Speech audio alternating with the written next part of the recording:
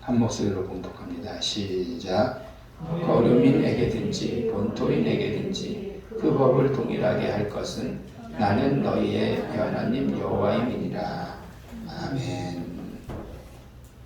기도합니다. 하나님 감사합니다. 저희들을 사랑하시고 인도하셔서 거룩한 성의를 지키며 이 시간 말씀 나누게 하심을 감사를 드립니다. 생명의 말씀 은혜의 시간 되도록 다스려 주옵소서. 주께 맡기며 예수 그리스도의 이름으로 기도드렸사옵나이다. 아멘. 할렐루야. 주님의 은혜가 여러분들 가운데 넘쳐사시기를 축원합니다. 요즘 우리나라도 그렇고 세계적으로도 그렇고 가장 각광을 받는 게 사회복지입니다. 저희 교회도 있지만 사회복지라는 것이 굉장히 각광을 받아요. 근데 철저하게 사회복지는 성경에 근거를 두고 있습니다.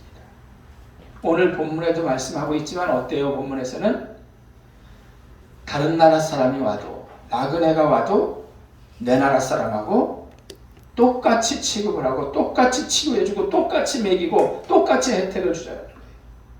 왜? 존엄한 사람이니까. 여러분 한번 이런 생각을 가져보시기 바랍니다. 돈 1억이 사실 굉장히 큽니다. 1억 들어가는 병원비는 없어요. 사실. 간 이식 같은 경우도 그렇게 들어가진 않더라고요.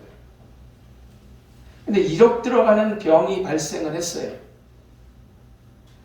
근데 돈 없는 사람은 죽어야죠. 1억이 장난입니까? 아니면은 중환자로 남아서 끝나는 거죠. 길거리에 있는 모든 집들 보면 1억 안 가는 집은 하나도 없어요. 그러니까 1억은 그런 면에서 또 큰 돈이 아니에요. 근데 1억 정도가 없어서, 아니 5천만 원 정도가 없어가지고 영구 장애인으로 살아간다든지, 또 저천국으로 가게 된다고 한다면 이거 얼마나 쓸쓸해요. 씁쓸하죠, 씁쓸해. 그래서 사회복지에서는 이런 일이 있으면 안 되겠구나. 똑같은 사람인데 이 사람들도 치료를 받아야지라는 마음으로 어떻게 해요? 돈이 있는 사람들에게 돈을 내놓으라고 하는 거예요. 내놓으라고 하는 게 아니라 강제로 뺏는 거예요, 사실은. 제가 대략 말씀을 드려다만 이지영 권사님이나 최인숙 권사님 때 아빠 같은 경우가 월급을 그 정도 탄다고 한다면 1억짜리 뛰는 게 한 100만 원 정도 될 거예요. 그 얘기는 뭐예요? 집에서 10원도 못 버는 사람을 위해서 그런 분들 많이 버는 사람들에게 야, 돈 좀 내놔. 강제죠, 강제 거의. 왜? 인간이 존엄하기 때문에. 건강보험만 해도 여러분들이 한번 생각해 보세요. 조금 잘 사는 사람은, 돈이 있는 사람은 건강보험료가 셉니다. 그러나 그렇지 않고 혼자 어렵게 힘들게 사는 사람은 건강보험료가 아주 없기도 해요. 사회복지라는 건 어떻게 보면 이래요.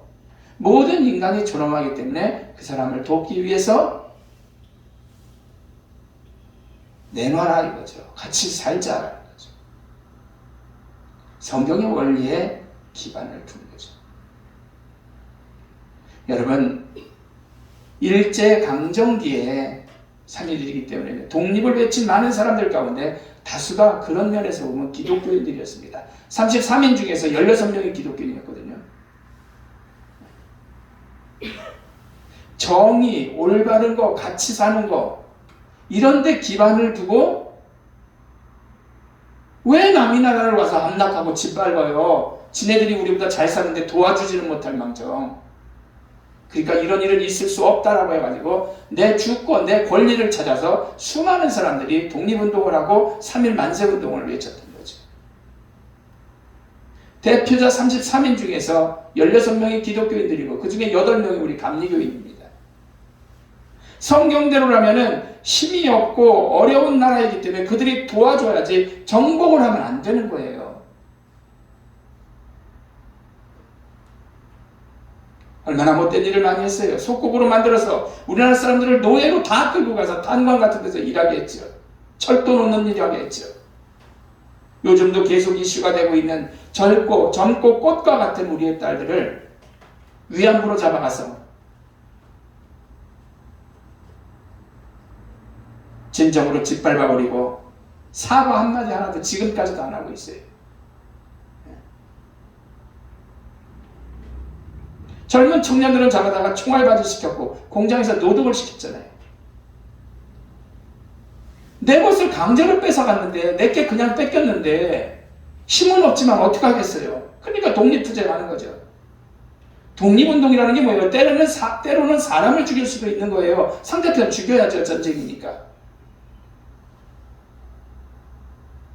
그렇지만 뭐가 올바르고 어떤 길이 의의 길인지를 알기 때문에 정당한 투쟁을 한 거예요. 우리나라 사람들. 진리에 맞는 올바른 도리, 바른 의라는 사전의 뜻을 보면 정의라고 나와 있습니다. 바른 일 하는 거예요. 정의는. 정의는 힘센 사람이 왕노릇하며 바른 일 하는 것이 아니라 약자를 돌보는 일이라고 했거든요. 성경에 사전에 보면요. 미가서 6장 8절 보면 하나님께서 원하시는 일이다라고. 정의는 하나님이 원하시는 일이에요. 그러니까 독립운동한 거는 하나님이 원하시는 일이라 기독교인들이 그렇게 많이 피와 땀을 흘렸다는 거예요. 유관순 여사 같은 경우도 그렇고. 일제는 우리에게 도움을 주기는커녕 성경대로라면 도움을 줘야 되는데 어떠했습니까? 한가한 사람들 아주 잡아다 족치고 죽이고 그런 일들을 했죠.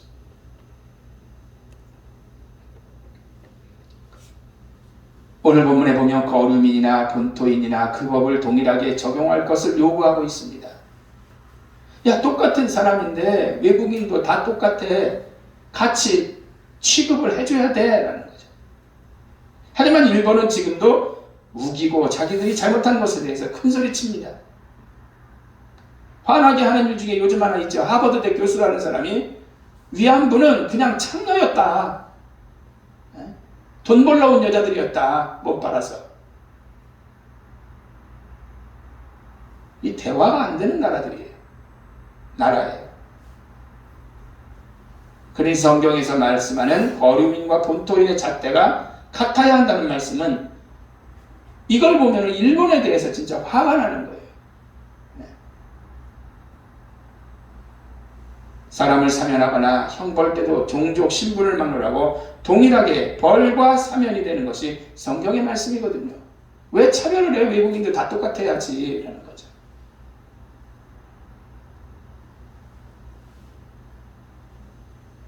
결국 정의란 잘못된 행동에 대한 형벌 이상의 것이거든요. 성경의 정의가 뭐예요? 그들의 권리를 그들에게 돌려주는 거거든요. 우리 한국 사람들은 내 권리가 있었잖아요. 내 나라야. 근데 지네들이 왜 우리를 짓밟아? 그 권리를 돌려주는 것이 성경에서 말하는 거예요.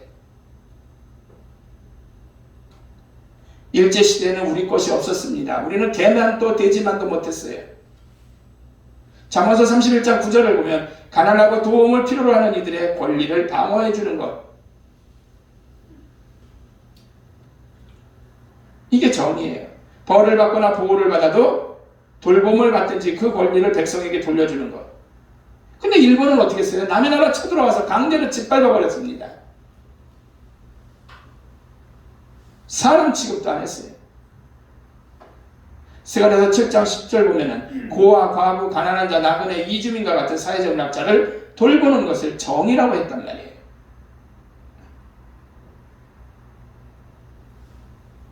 그런데 어때요? 그들은 우리를 짓밟고 오히려 더 힘들게 만들어버렸죠. 그러니까 정의의 말씀, 성경 말씀에 기반을 둔 그리스도인들이 많이 일어나서 만세운동을 불렀고 독립을 위해서 애쓰다가 많이 죽은 거죠. 밥수저와 놋그릇 같은 전쟁 물자로 이런 것들을 사용하기 위해서 다 뺏어갔대요. 밥그릇이 없었대요. 전 우리 아버지한테 직접 들었거든요. 오늘은 3.1절 기념주일입니다. 우리 민족 중에 어느 정도 국민들이 혈기가 넘쳐서 일본을 상대로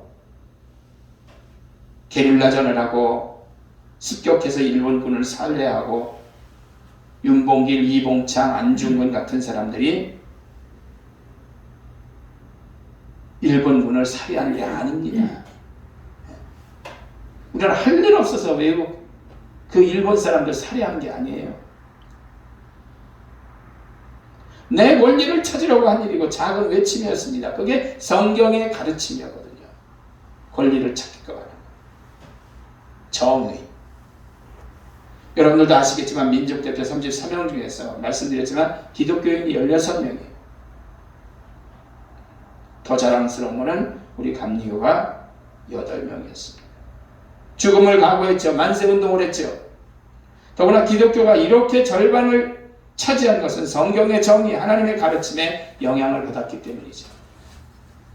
성경이 그 논리예요. 정의, 모든 사람과 같게끔 취급하는 것. 모든 사람은 똑같이 존엄한 사람. 이게 성경의 정의거든요. 예수를 제대로 믿으면 예수님의 가르침대로 살게 되어 있습니다. 그러니 그 가르침은 다름 아닌 성경의 정의 실천이라는 거죠. 정의로워야 돼, 이 말이죠. 말씀이기에 목숨도 내놓고 외치고 지켰던 거예요. 하나님의 말씀이니까. 3.1운동이 일어난 뒤 일제는 배후 인물들을 체포했죠. 구속시킵니다. 만세운동했다고 다 잡아다가 감옥 가두고 고문하고, 그 중에 월남 이상재 선생도 있었습니다. 월남 이상재 선생은 이미 정치적인 일로 1902년에 옥중 생활을 하던 중에 기독교 신앙을 갖고 성경을 다 읽은 그러한 신앙인이었어요. 민족 정신이 투철하고 신앙심이 깊었던 월남은 일경의 고문과 핍박이 두렵지를 않았어요. 성경 말씀을 볼 때 내가 맞으니까 그런 게 겁나지가 않는 거예요. 고문하던 일본 경찰이 물었습니다. 누가 3.1운동을 시켰냐? 이 사람이 당당히 목을 걸고 하나님이 시켰어. 본부는 어디 있나? 일경이 묻자 이상재 선생님은 한마디로 잘라 말하기를 하늘나라에 있소이다. 인간의 정의는 시대와 상황에 따라 변하지만 하나님의 정의와 공의는 변함없는 영원한 정의입니다. 이제는 일제치하 같은 일은 없습니다. 하지만 성경의 말씀인 정의를 지킬 일은 너무나 많이 있어요. 그죠? 아직도 비정규직이나 인권이 유린되는 현장은 너무나 많습니다. 분명하게 너무나 당연한 일인데도 불구하고 기독교인조차도 구분하지를 않습니다. 사람이 똑같아야 되는데 그런 일이 없다는 거죠. 옳고 그름을 분별하지 못하는 두 가지 이유가 있어요. 첫째는 옳은 것보다 이익이 되는 것을 구하며 사는 상대방식 때문에 그래요. 옳은 것이 뭐냐 거기에 싸우려고 드는 게 아니라 나에게 이익이 될 게 어디냐 그걸 말아보니까 성경이 안 지켜지는 거죠. 한국은요 지금 젊은이들에게 물어서 10억을 준다라면 너 감옥 들어가서 몇 년 살다 나올래? 3년 들어가서 살래? 그러면 다 그런데요. 참 문제죠. 두 번째로 옳고 그름의 분별이 안 되는 이유는 역사의식이 없기 때문이에요. 역사의식이란 쉽게 말해서 그것은 어떤 역사가 옳고 그르냐를 판단할 줄 아는 분별력이죠. 사회적 차원의 도덕관념과 같은 거죠. 오늘 2021년의 3.1절을 맞으면서 우리가 조국을 사랑하고 정의에 서는 방법이 무엇일까? 분별 없이 거짓에 휘둘리지 않고 옳고 그름을 분별해서 바른 역사를 만들어가기 위해서 기도하고 행동하는 것인 줄로 믿습니다. 하나님의 말씀으로 이 시대를 분별하고 의의 길을 가는 주의 종들이 되시기를 주의 이름으로 부탁을 드립니다. 기도합니다.